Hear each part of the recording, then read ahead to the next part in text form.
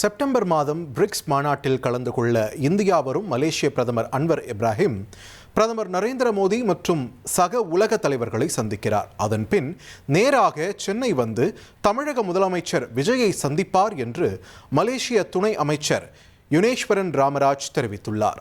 அவருடன் எமது creative editor Salim நடத்திய நேர்காணலை தற்போது பார்க்கலாம். ஒரு காலத்தில் இப்போ இருக்கிற சிஎம் வந்து எப்பயாவது 6 மாதம் 1 வருஷத்துக்கு ஒரு படத்தில் தான் பார்ப்பாங்க.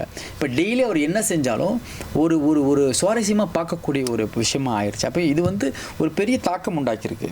தமிழ்நாடு மட்டும் இல்லை, மலேசியாவில் இருக்கிற இளைஞர்கள் அவங்க என்ன செய்கிறாங்க, என்ன மாற்றம் கொண்டு வர போகிறாங்கன்ற எதிர்பார்ப்பு நிறையா இருக்கிறது. அதனால் வந்து நம்ம பார்க்கும்பொழுது இப்போ இருக்கிற அரசாங்கத்து மேலே எங்களுக்கு நிறையா ஒரு கொலாபரேஷன் எதிர்பார்க்குறோம். நிறையா ஒப்பந்தங்கள் என்னென்ன விஷயங்கள் நம்ம கலந்து ஆலோசிக்கலாம், அரசாங்கம் மூலியமாக நம்ம செய்ய முடியும் அப்படின்னு சொல்லி பிரதமர் கால் பண்ணும்போது அவர் தெரிவித்திருந்தார். இந்த மாதிரி வந்து வருகின்ற செப்டம்பர் வந்து பிரதமர் இந்தியாவுக்கு வராங்க, பிரிக்ஸ் மீட்டிங்க்கு வராங்க டெல்லிக்கு. அது மட்டும் இல்லாமல் அவர் அரேஞ்ச் பண்ணுறார் டைம். அவர் வந்து கண்டிப்பாக வந்து இங்கே தமிழ்நாட்டுக்கு வருவதுன்னு சொல்லி எனக்கு தெரிஞ்சு எந்த பிரதமரும் வந்து டைரக்ட் ஸ்டேட்டுக்கு வந்ததாக நம்ம பார்த்தது இல்லை. வரலாறு பிரகாரம் எனக்கு அது தெரியல.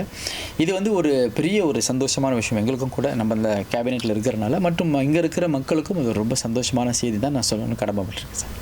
ஸோ நாம் வந்து பிரிக்ஸ் மாநாட்டின் போது மலேசிய பிரதமர் திரு அன்வர் இப்ராஹிம் அவர்கள் தமிழ்நாட்டும் வந்து தமிழக முதலமைச்சர் விஜய் அவர்களை சந்திப்பார் அப்படின்னு சொல்லி எடுத்துக்கலாமா? அப்படி தான் சார், அவர் அப்படி தான் சொல்லியிருக்கிறாங்க. ஏன்னா அவரோட நீங்கள் பார்த்தீங்கன்னா இந்த கால் பண்ணும்போது பேசி ஒரு ஸ்டேட்மெண்ட் போட்டிருக்காங்க.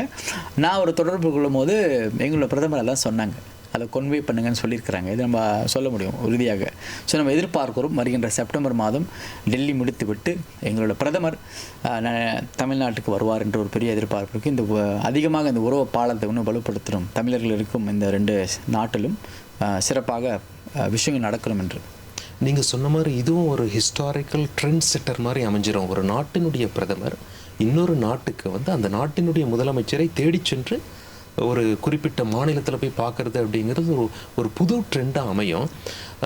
மலேசிய பிரதமரை பொறுத்தவரை தமிழக முதலமைச்சர் விஜய் அவர்களை பற்றி என்ன நினைக்கிறார்?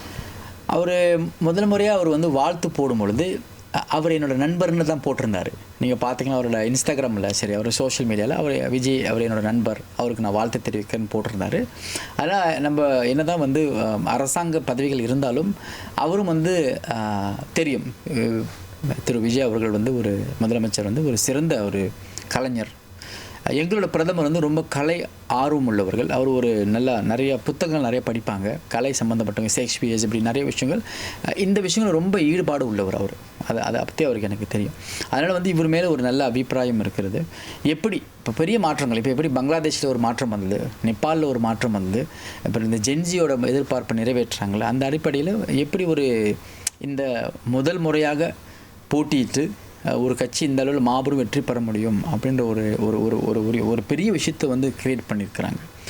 ஸோ அதனால் வந்து பிரதமர் அவர் மேலே ஒரு நல்ல ஒரு அபிப்பிராயம் இருக்கிறது.